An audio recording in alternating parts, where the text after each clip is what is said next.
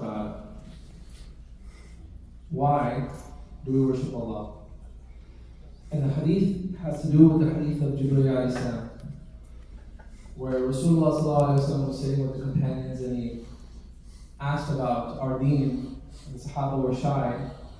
And so Allah subhanahu wa ta'ala sent Angel Jibraeel to Rasulullah to ask important questions. We live in a society of running around. Work, school. Throughout the week, most of the time we're worried about career, job, bills. Whatever time is left over is spent with family. And the few amount of times left over in between is wasted on our phones, on our computers, scrolling and WhatsApp. And so what ends up happening is our worship sometimes becomes routine, a habit, something we just do without thinking about.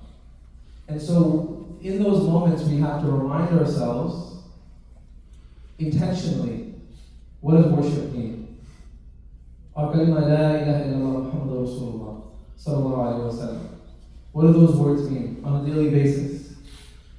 Because our most important moment in our life is what? The most important moment in our life is our last moments on this earth. The final moments. And if we want to say La ilaha illallah Muhammadur Rasulullah in those final moments, we have to say it every single day, intentionally. Not just say it, but understand it and measure our lives by it. When you look at Surah Al-Mulk, like our dear brother recited, beautiful recitation, Allah subhanahu wa ta'ala says, الَّذِي خَلَقَ الْمَوْتَ وَالْحَيَاةَ لِيَبْلُوَكُمْ أَيُّكُمْ أَحْسَنُ عَمَلًا. Allah subhanahu wa ta'ala says He created death and then life. So what's the default? It's death. The exception is life. If you look at the time on this earth, thousands and thousands of years you were created, your ruh was in the heavens. That was one phase. The next phase was 9 months in your mother's womb. The next phase is the time on this earth. The next phase is the time in your qabr. The next phase is the day of judgment, and then the hereafter. If you look at this entire timeline of your existence, the shortest phase is the phase you have on this earth. It's only a few days. It's a very short amount of time. So with this busy schedule of so many things in a society we live in, of capitalism, running, it's very important we focus on those specific aspects. And so the question is, if someone came up to you, why do you worship Allah subhanahu wa ta'ala? What do most people would say? Allah subhanahu wa ta'ala gave me my life. Allah gave me my health. Allah guided me to Islam. Allah gave me my family. So many blessings. And it's not wrong to say that that's one of the reasons you worship Allah subhanahu wa ta'ala. Out of gratitude. But scholars tell us that shouldn't be your primary reason. Because if you make that the primary reason, this worship becomes a transaction. Allah did this for me, so I'm doing this back to Allah. If you ask someone who isn't Muslim, a typical person would say something similar. God gave me so much, I want to be appreciative. The primary reason we worship Allah subhanahu wa ta'ala is because Allah is deserving of that worship. Allah is deserving of that worship. And so us being imperfect human beings, we have to acknowledge His perfection. One beautiful example where Allah subhanahu wa ta'ala says, Surah Al-Qasas, وَلَلْحَمْدُ فِي الْأُولَى وَالْآخِرَةُ. To Allah belongs hamd, the essence of worship and praise. In the beginning, before anything was created, and in the end, when everything will be destroyed. So us worshiping Allah subhanahu wa ta'ala doesn't have to do with us. It has everything to do with Him. Allah subhanahu wa ta'ala created Rasulullah sallallahu alayhi wa sallam as the best example. And Rasulullah sallallahu alayhi wa sallam was found in prostration in the middle of the night. Rasulullah sallallahu alayhi wa sallam was found in prostration in the middle of the night, and Aisha was listening. And he was saying what? سبحانك لا أحصي ثناء عليك أنت كما أثنيت على نفسك. Oh Allah, how exalted you are. I can never do justice in praising you. Who is saying this? Rasulullah sallallahu alaihi wasallam. In the best times, in the best position in prostration to Allah subhanahu wa ta'ala. When the Rasulullah sallallahu alaihi wasallam tells us in the Hadith that the sky above us is creaking. The sky above us is creaking because of, explaining to us the angels, there isn't a single space of a handspan where there isn't an angel making sajda or dhikr or ruku to Allah subhanahu wa ta'ala. Think how large the heavens is. There isn't a single space of a handspan where an angel is not worshipping Allah. Look at the sheer number. And these angels are worshipping Allah how many times a week? How many hours in a day? 24/7 without stopping, they're worshipping Allah subhanahu wa ta'ala. And their worship is perfect. They're not worried about work. They're not worried about something on their mind. They don't stop to go to the bathroom. They don't stop to eat. And these angels are worshipping Allah subhanahu wa ta'ala since the time the earth was created until the day of judgment. And when these angels, the angel of death comes to them, so even these angels die. And when the moment of death comes to the angels, what do they say? Subhanaka ya Rabbana. Exalted are you, our Lord. Ma abadnaka haqqa ibadatik. We have not worshipped you the way you deserve to be worshipped. And so when you look at why do we worship Allah subhanahu wa ta'ala, it's because Allah is deserving of that worship. It has nothing to do with us. Even if Allah subhanahu wa ta'ala didn't give us anything, didn't create us, Allah is deserving of that worship. How much more so is He deserving? Because He gave us so much. Now, the second part is how do we worship Allah subhanahu wa ta'ala? So in the Hadith where Jibraeel came to Rasulullah sallallahu alaihi wasallam and asked the question, what is Islam? And Rasulullah sallallahu alaihi wasallam responded with what we know, the 5 pillars, shahada, the prayer, the fasting, the zakah, the hajj. Then he asked, what is Iman? The 6 pillars of Allah, believing in Allah, the books, the angels, the prophets, the day of judgment, and what is ihsan? To worship Allah as though you see Him, and even then, if you don't see Him, He sees you. This one hadith is one of the most foundational hadith in our deen. It is a source of theology, of belief. It is a source of our fiqh rulings. It is a source of our relationship with Allah subhanahu wa ta'ala. It summarizes what we believe, what we do, and what we say. Of one of the best ways to improve our worship of Allah subhanahu wa ta'ala is through knowledge. Rasulullah sallallahu alaihi wasallam tells us that a person who prays, it is possible that nothing is written for him in his prayers. Another person prays and he gets the reward of 1/10 of the reward. Another person prays, he gets 2/10 of the reward. Another person prays, he can get the full 10 out of 10 reward. Outwardly, they're doing the same thing. They're doing the same takbir, the same ruku, the same sujood. But one person is getting the full rewards, one person is not getting the reward. How do we understand this reward? It's through knowledge. It's that inner spirituality. And there's 2 main areas of knowledge. One is fiqh, one is fada'il. One is the fiqh, which is understanding how did Rasulullah, for example, how did he pray? Where did he put his hands? When did he do afkar? Rasulullah, when he recited the salah, after every ayah he paused.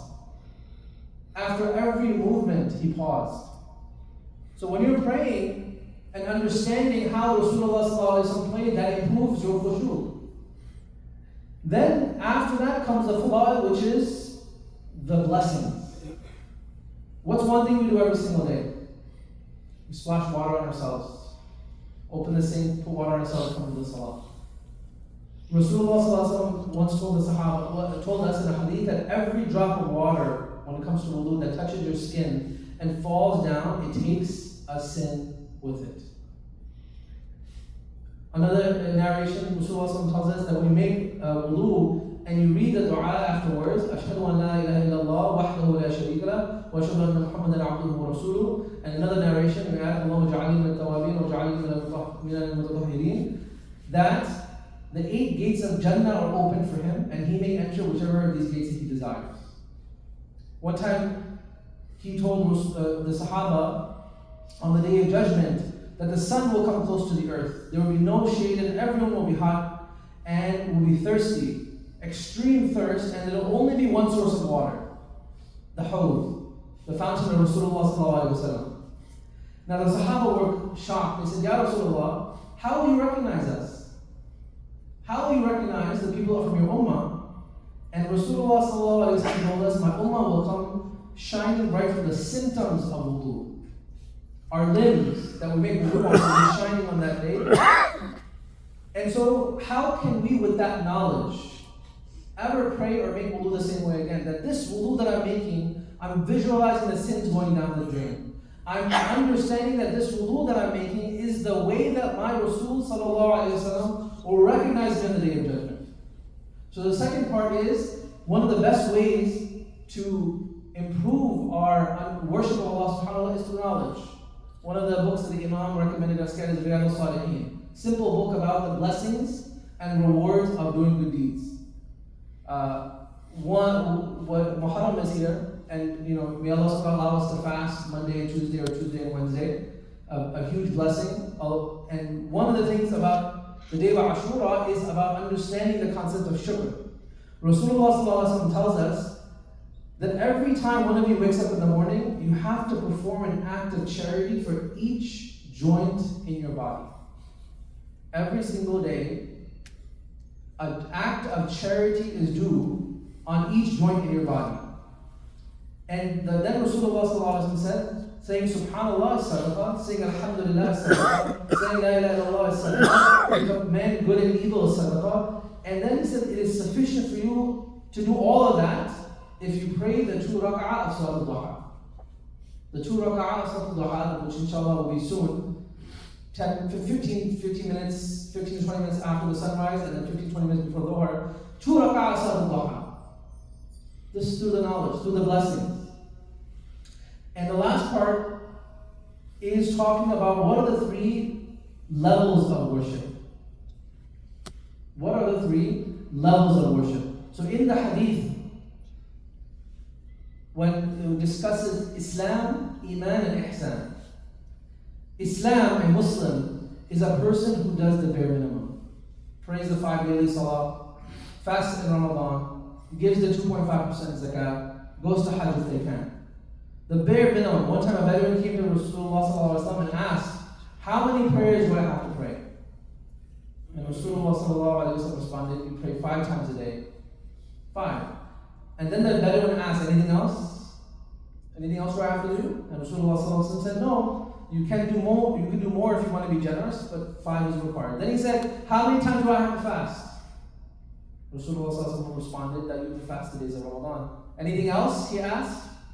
He said, no, if you want to be generous, you can do more. And then after going through the requirements, the 5 pillars, the main important things, this Bedouin says, I swear by Allah, I will not do an atom's weight more than the bare minimum. I swear by Allah, I am only going to do the bare minimum of being a Muslim. The Sahaba were shocked. They couldn't understand, how can a person do the bare minimum? Nowadays, if you do the bare minimum, you're a sheikh, you're Maulana, mashallah. But for them, they couldn't understand, how could someone do the bare minimum? And what did Rasulullah sallallahu alaihi wasallam say? Aflaha in salat. If he's able to fulfill these conditions, he'll pass. If he does the bare minimum, this person will be able to succeed and get into Jannah. So what's the second level? So the first level was Muslim, Islam, bare minimum. The next level was Iman, a mu'min.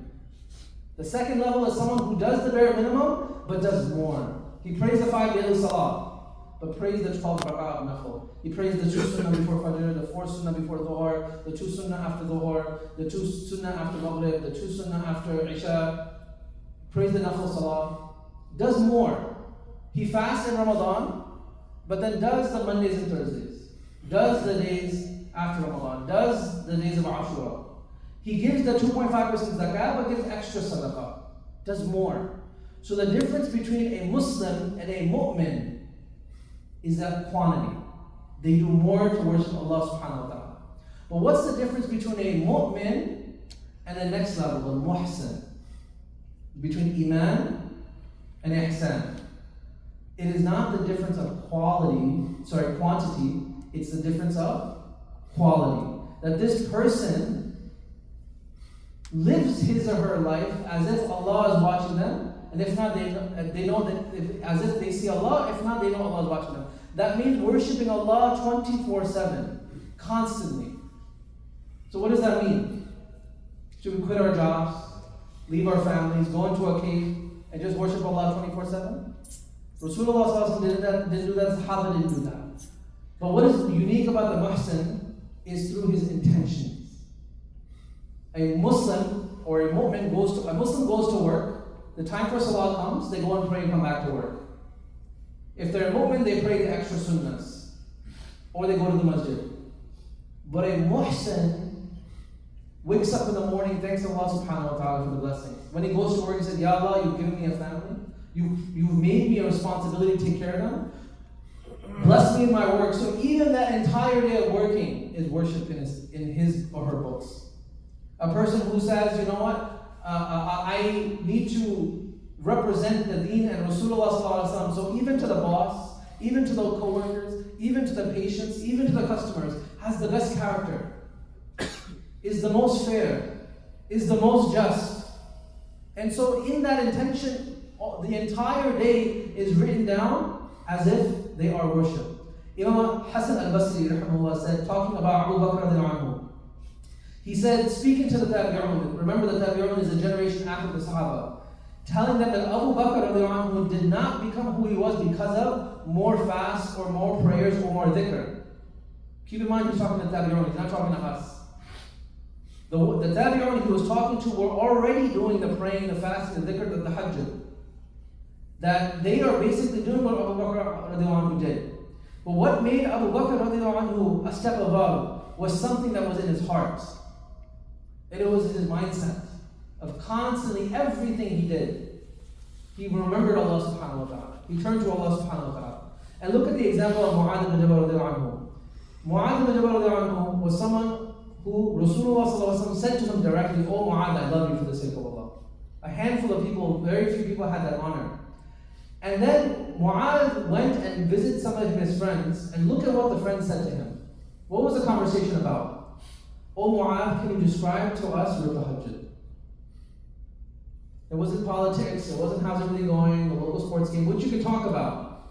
But the conversation was, tell me about your worship. And it wasn't, did you do a prayer or not? It was assumed that everyone was praying tahajjud. And then Mu'adh said something beautiful. He said that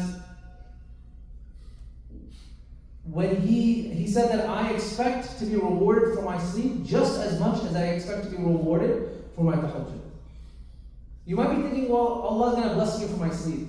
No, he said just as much reward as my tahajjud, I expect to be rewarded for my sleep.